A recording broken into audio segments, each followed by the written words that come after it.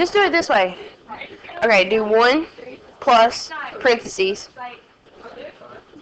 That number, 0.03, divided by 4, close your parentheses. Every time you just see this fraction, just say that's a division sign. Because is that not the same thing? Like if you have 1/2, it's basically the same thing as 1 divided by 2, right? Okay. Alright, how many people are still working on the warm-up? What number are you on? Alright. Did y'all get that for problem 1? Yes. Alright. Answer to 2? No, I didn't get that. What is the E? Never mind. E. What do you mean E? It says E.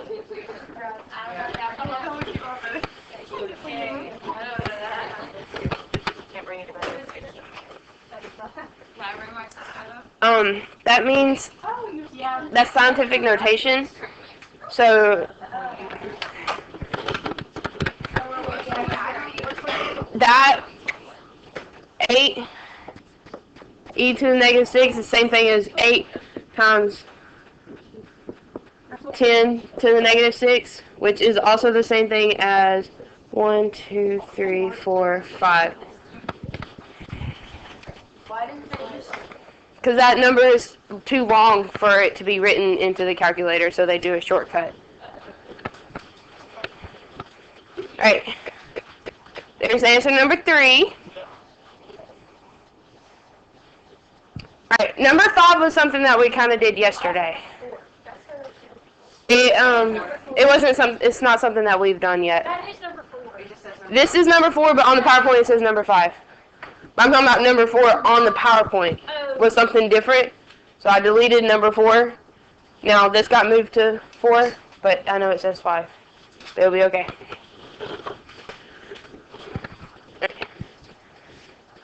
I'll get 128.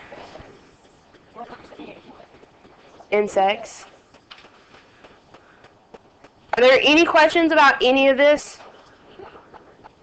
Number 2? Yeah. Order of operations. Please excuse my dear Aunt Sally. So, the first thing I have to do is the parentheses. So, the first thing I have to do is add.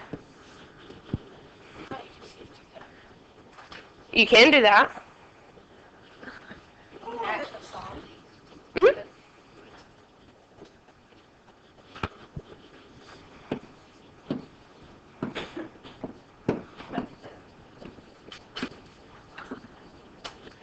Do we know how to do 1.02 cubed?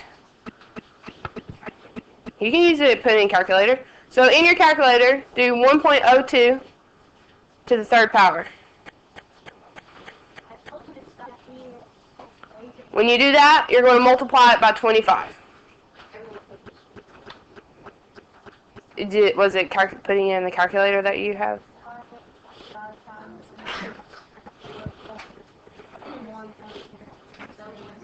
Gotcha. You gotta do order of operations. Alright, are there any other questions over the warm-up? Okay. Our essential question today is, how do you solve problems involving exponential growth and decay? Some of the academic vocabulary words that we're going to need to know is exponential growth, compound interest, and exponential decay. Wait. Don't worry about it yet.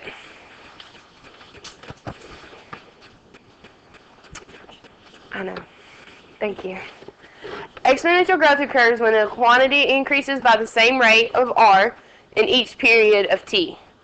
When this happens, the value of the quantity at any given time can be calculated as the function of the rate and the original amount. An exponential growth function has the form of y equals a, parentheses, 1 plus r, parentheses, to the tth exponent, where a has to be greater than 0. This is on your note guide.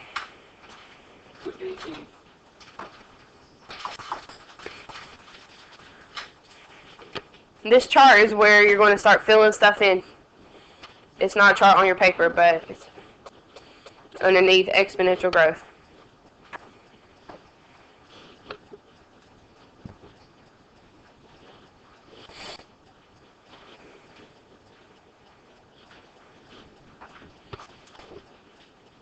Y represents the final amount that we have.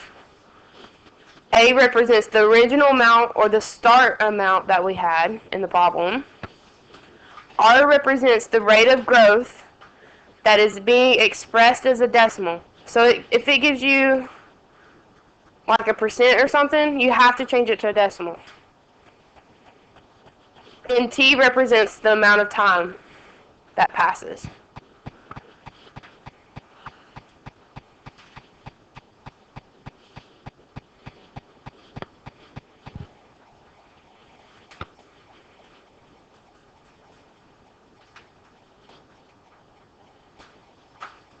So let's look at an example.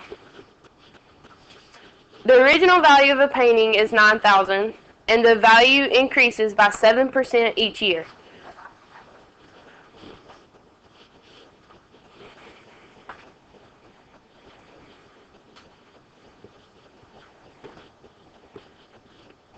I thought you were done.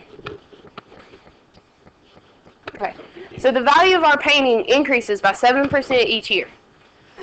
It says write an exponential growth function to model the situation and then find the painting's value in 15 years.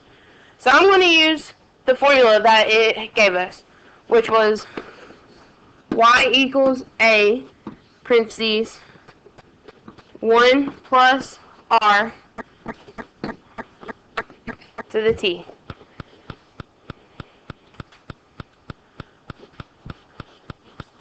What is going to be a?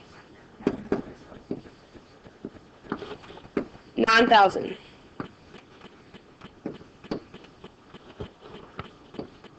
What is R? Okay, it's 7%, but we want it as a decimal.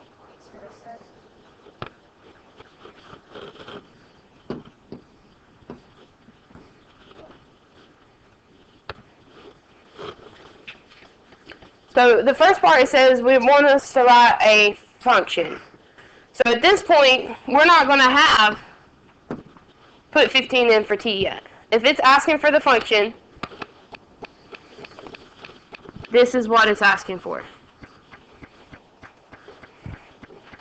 When it asks for the function, you basically want to look at it before it gives you the 15 years. So the 15 years isn't there yet. So this is all this is asking for in the first part. Write the function.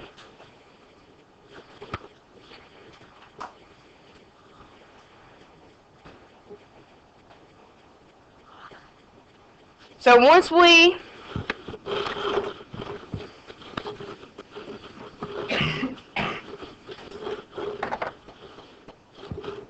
have this,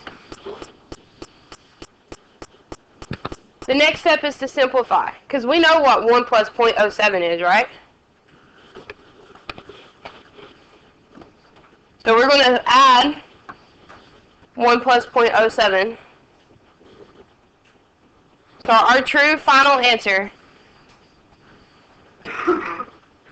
is going to be that. For the first part, yes.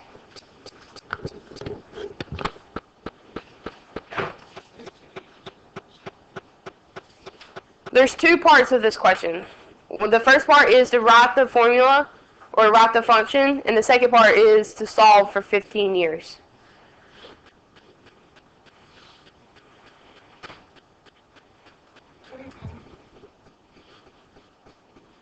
On solving for 15 years? Yeah. Let me point something out real quick, because you're going to see this on the quiz tomorrow. You see how it's asked for two things? Two things. This and this. Or this, and then you're getting ready to do the next part, right? Mm-hmm. So on the quiz tomorrow, it's going to ask you to write the equation. The equation involves the variables. So the equation is the one that you can use for any time. So what she has boxed right there, you'll have two blanks on the quiz. One blank for the equation, and then one for whatever I'm asking for. So make sure you show both of those. So on the quiz, she wants this and what we're fixing to solve in step 2. Miss Taylor, do you want them to simplify it? I don't care if it's simplified or not. Answer your question? Good. Alright, so step 2 asks us to find the value of our painting in 15 years. Where's 15 going to go? It's going to go in for t. So if we take our function from the previous step, we're going to substitute 15 for t. Plug it into a calculator. You're going to do 9,000. Mm-hmm.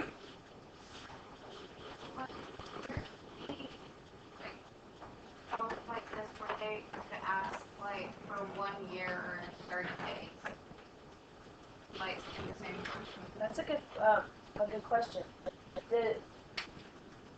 In the example, they just said t is time.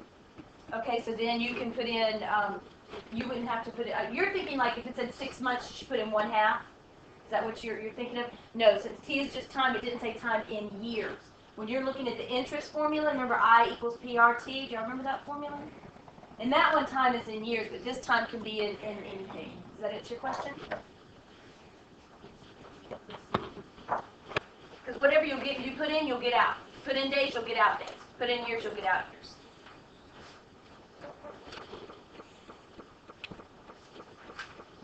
So how much is our painting going to be worth in 15 years? 2048. Remember, you're dealing with money, so round it to the penny place.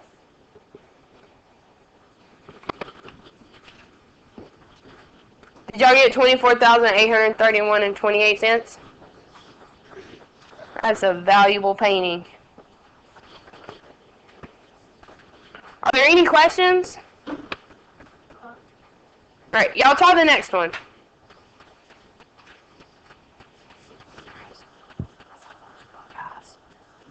What's all those bug eyes? Pause it.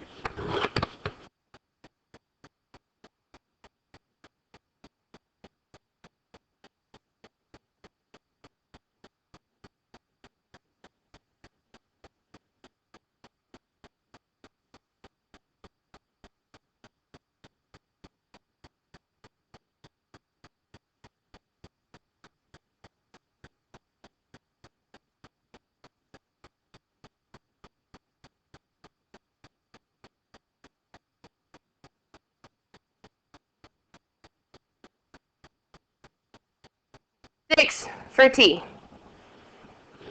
So when you plug in 6 for t, and you plug it into the calculator, you should have gotten $1,904.25.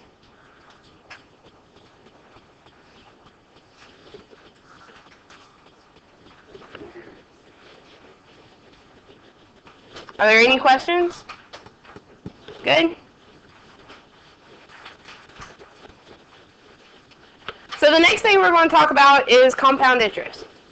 A common application of exponential growth is compound interest. Recall that simple interest is earned or paid only on the principal, while compound interest is interest earned or paid on both the principal and the previously earned interest. So we're going to have another formula.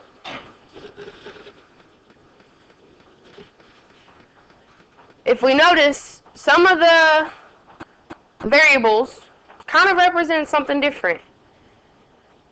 So for compound interest, A actually represents the balance after t years. In our last problem, A represented the start value. Well, now A represents the balance after t years. This formula is given to you on the EOCT. All of them? That one is. What about the growth and decay? Nope, just that one. So this formula is given to you, but the growth and decay formula is not.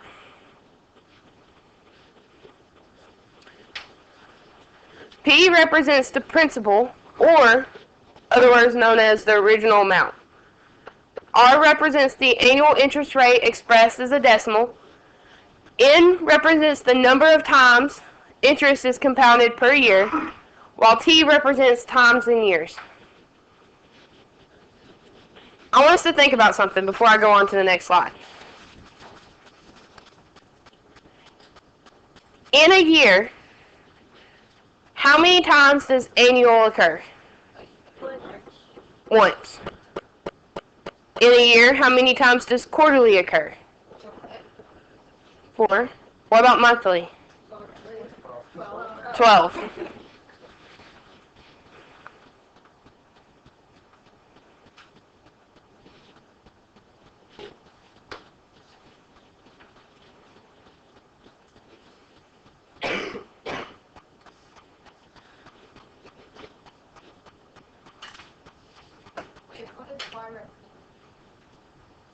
I don't see a Y.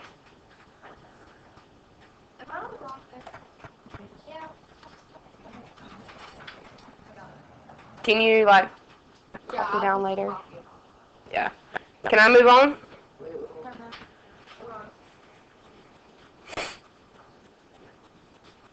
Do you have a question? The formula? Yeah.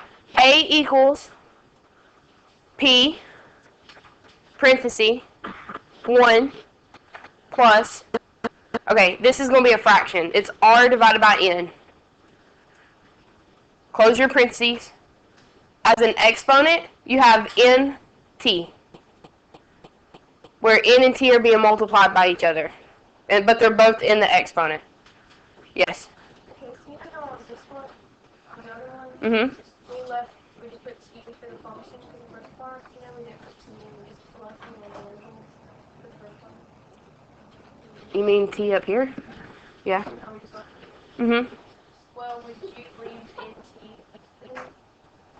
N will be given to you in the problem. You would leave T, but you would have to write in N.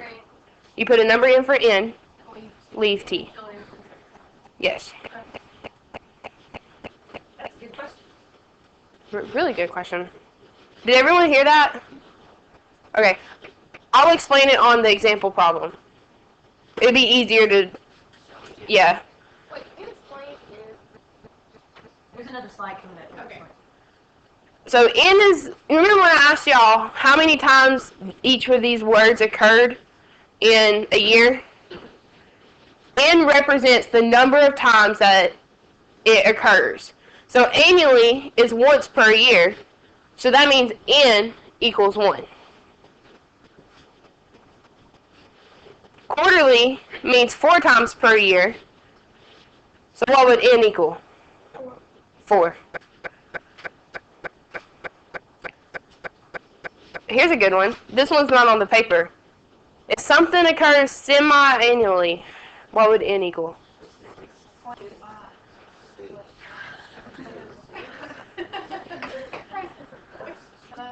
Wait, what did you ask? If I have semi-annually, compound interest for semi-annually, what would N equal? Won't be 6. What? 2. There's how many compoundings per year? What is, if I have a circle, you might not understand. If I have a circle, and then I say I have a semicircle, it's half the circle, okay? So that means that if I have a circle, but then I'm going to cut my circle to be a semicircle. So I'm going to cut it right down the middle, right? So now I have this, and now I have this. How many semicircles do I have? 2. So it's basically saying if I have a whole year, and whatever word I'm using, cut my year into that many times, how many do I have? Does that make sense? So if this was my year, and it says quarterly, that means I'm going to cut this into 4s. How many do I have? 4. Are we done with this? Can I move on? Yeah, you can have parentheses inside parentheses. Yes. You can do brackets, but I don't think these calculators have brackets, so it will be parentheses. on inside parentheses. Okay. The next problem says, write a compound interest function to model each situation. Then find the balance after the given number of years. So our first problem says $1,200 is invested at a rate of 2% compounded quarterly for 3 years. So here again, we have two different parts. We have write a compound interest function and then find the balance. So if I think back to my formula, I have A equals P times 1 plus R over N to the NT. I don't know what A is, so I'm just going to rewrite A. What is P? 1,200.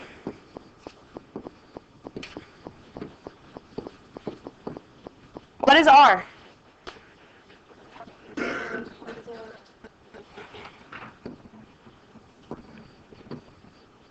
What is N?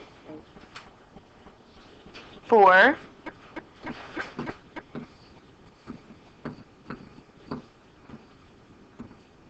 To the 4t.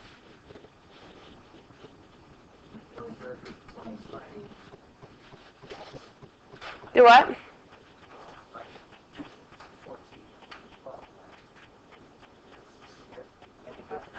We're not to that part yet. We have two things we're finding. We're finding the formula or the function, and then we're finding the balance. So simplify within the parentheses.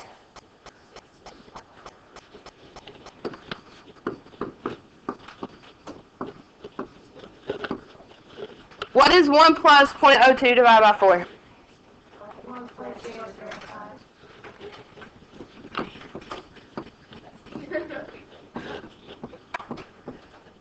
So this is the first part that I'm looking for.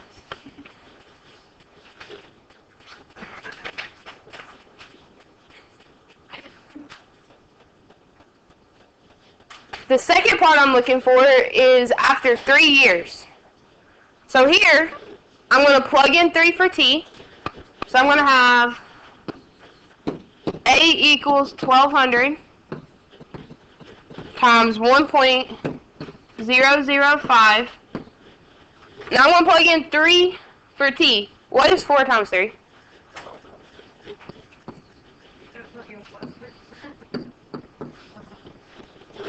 Wait, why you have 12?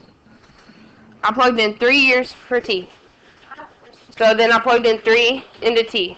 What is 4 times 3? Was that Lexi that asked? Yes, it wasn't really a question, but on, you know, the B and the A right there? You know how it's already in decimal and it's just like this? You just put in, That's in percent. so you would change it. Yes. Hmm? That is very good. What n was? Yeah. It's how many times that our interest is being compounded. So right here it says compounded quarterly. That's where this little box comes in. Make sense? So what does A equal?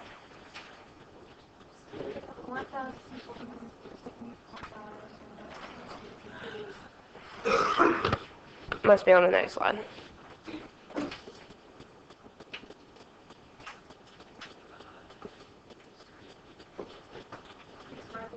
Is that what you got? 1,274 and a penny.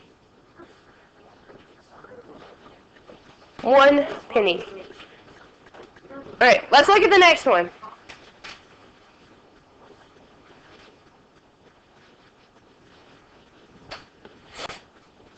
Alright, on this one, the question that came up was, it's already a decimal, do I still need to change it again? The answer is yes, because we cannot plug a percentage into the formula. So you have to change it to another bigger, smaller decimal. How do you do that? You move it to 2. Convert it from a, So it'd be 0.004, right? yes. It's not 0.00. 0.04. You move the decimal point 2 places to the left. I swear.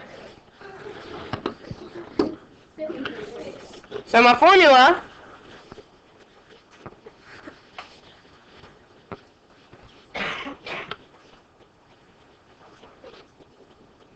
I'm going to plug in 15,000 in for P.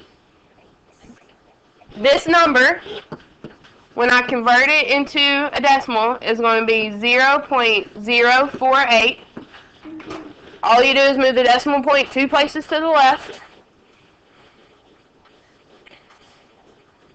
And then simplify. So for those of you that are in the back that possibly can't see, I'm going to rewrite it up here.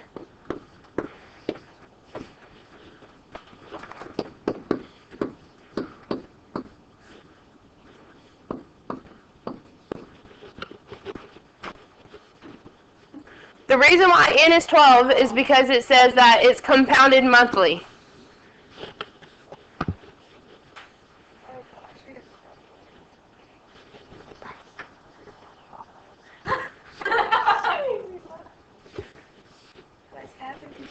What's wrong? What is this? Are you still on the other problem? No, I just typed it all in and it disappeared. Oh, calculators. I'm not even going to comment. Alright. No, what did I just do?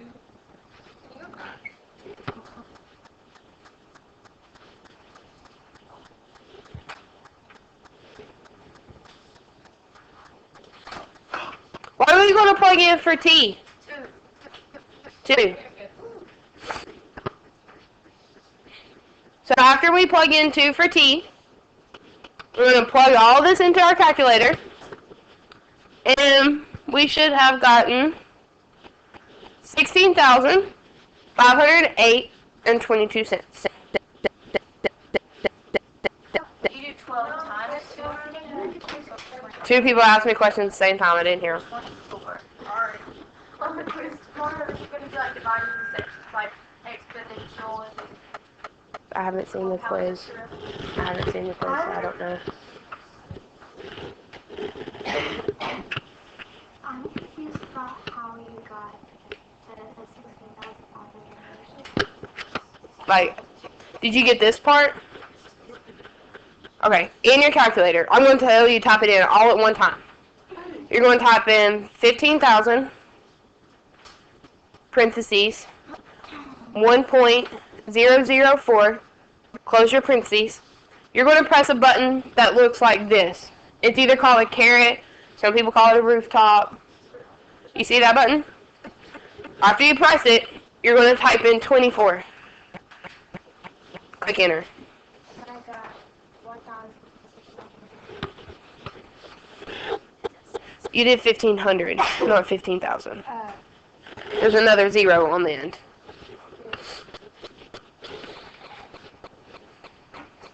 wait, so we don't and it's right, like, can we just put it in with the fraction over it and it's going to be counting correct?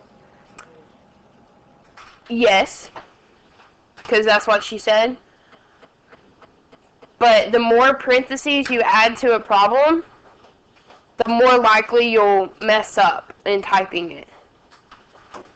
Does that make sense?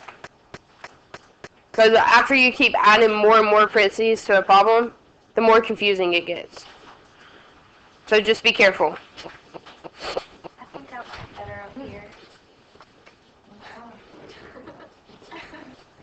Alright.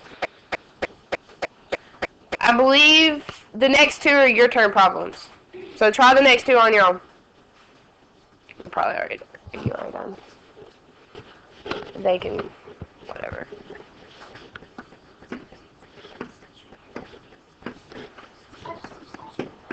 Is it? I know we got this same one. Did you put the answer period in? Yeah, it's at the bottom. Are we clapping because, yay, we got it? No. I mean, I did get it, but that's not why I'm clapping. Sorry, that's for a different reason. Tell you later. God, y'all worry me sometimes. Alright, are we good? Oh, wait. Alright. What about when you plug in 4 for T?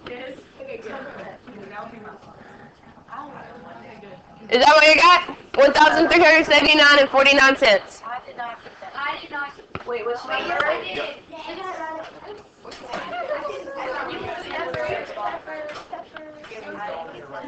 Why? 1.008. Because you did it to the first power. You didn't do it to the fourth power. You mean 16th? 16th power, yes. Maybe it left off Hey, my hey, I'm going to show you something. Okay. Okay. So you see how you messed up the problem? Mhm. Instead of retyping all of that, if you do second enter, it copies the problem down. So then you can just go back and change what you need to. You got that? Alright. How about the next problem of the U-turn? Is this gonna be your homework? The very, very last page. Very last page of homework. I don't think we're gonna get through this part though. Alright. That's the formula. Hey, well, I think we can get through it. Alright, so that's the formula for the next example. And then I'm going to go ahead and show you the answer. These were your term problems. You should have already... Well, you didn't give me enough time. Just go back and complete them. You know how to do it. Alright, and that's the answer for the other year term problem.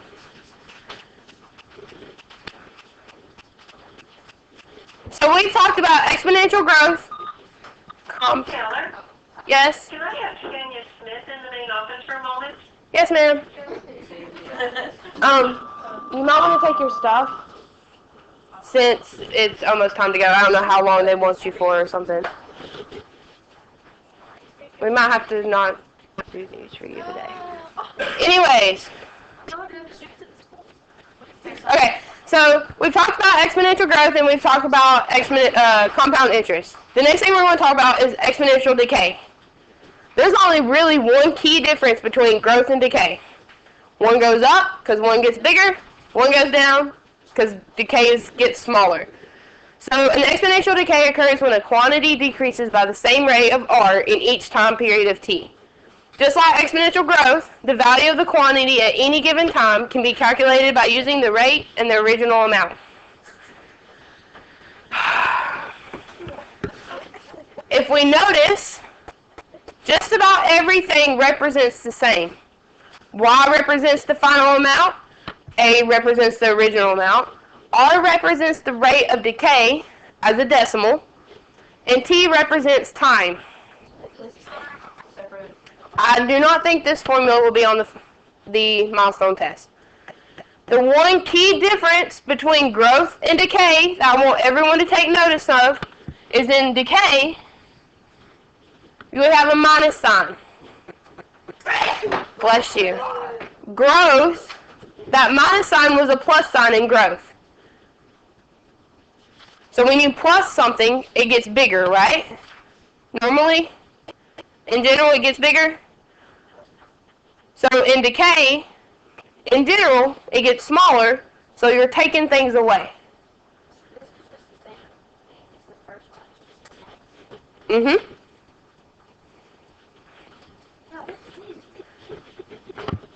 Back to being easy again, right? I thought it was easy. Yeah, every time a teacher says something's gonna be easy, Sorry. then they get really disappointed. I was disappointed in y'all. Yeah, that It was hard. It's really. you bet on the test after that, though. Okay. I'm going to go ahead and move ahead so we hopefully can get through this.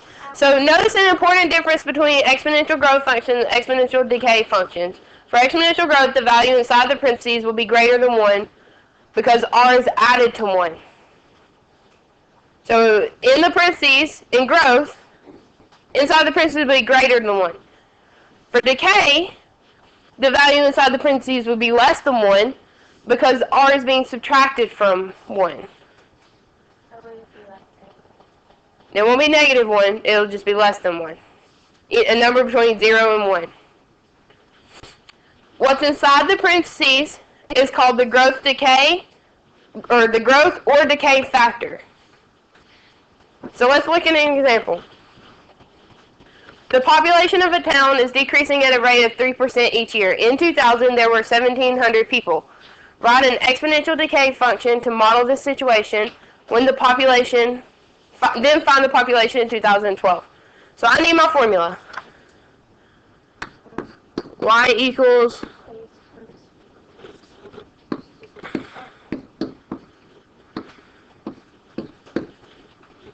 how much was the population to begin with?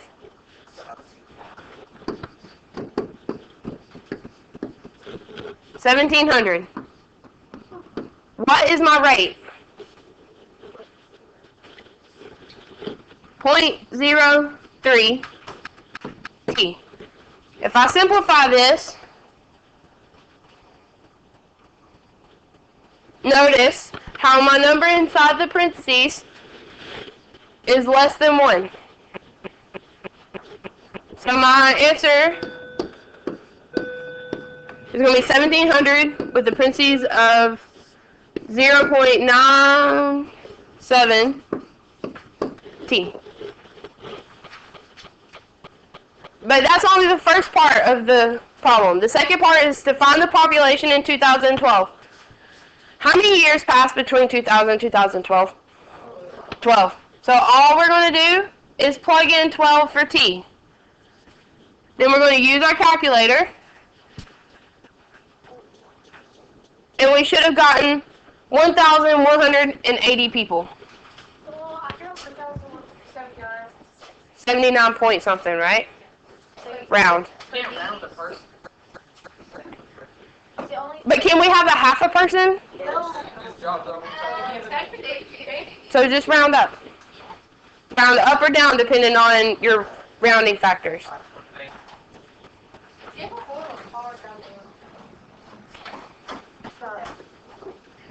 Okay, look. For example, 4. Alright, that was a year child problem. I want to skip to example 4. Maybe.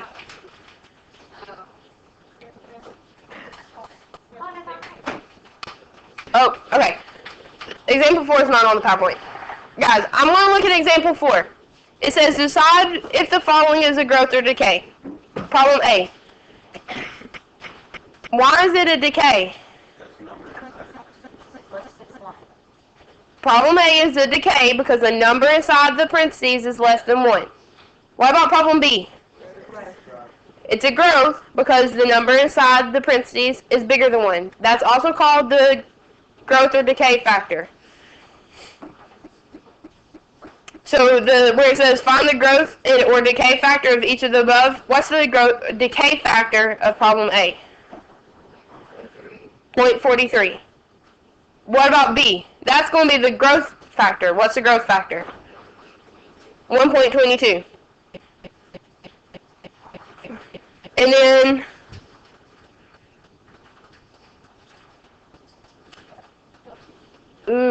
the last problem on that is a fun one.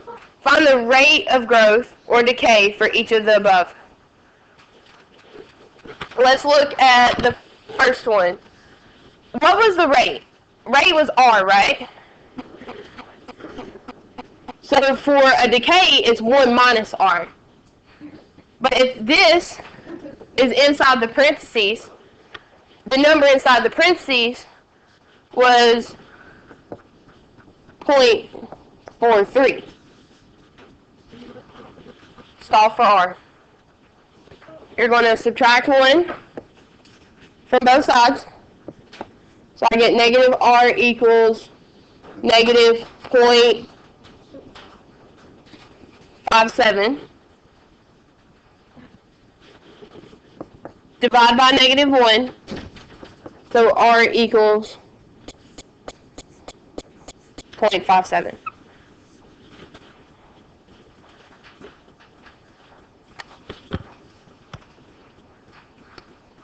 What would change if, for the second problem, instead of having a minus sign right here, this would be a plus sign. And inside would be 1.22. So what would R equal? 0.22.